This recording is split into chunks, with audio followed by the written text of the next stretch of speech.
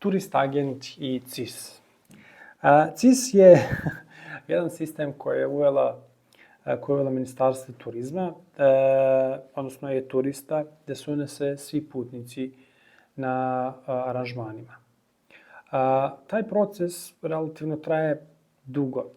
Trebate da imate JID, treba donesti ime putnik, pa te informacije ponavljate nekoliko puta. Što je zamarajuće, posebno u sezoni. I mi smo to potpuno rešili. U trenutku kada vi unesete sve podatke o putniku i aranžmanu u vaš sistem, odnosno Turist Agent, vi samo je dovoljno da kliknete, unesete JID i taj aranžman će biti automatski unet u e-turistu. Tako da to je manje od minute, a ne 15-10 minuta ili greške pa vam se vraćaju, zove se organizator pa vam govori evo nije red, hajde opet.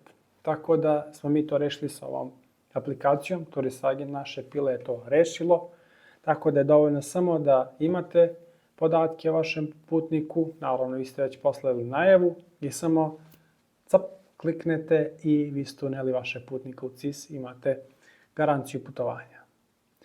To je samo jedna od funkcionalnosti naše aplikacije Turist Agent, a da bi probali više tih funkcionalnosti, možete to uraditi na našem sajtu turistagent.com potpuno besplatno. Tako da vidimo se.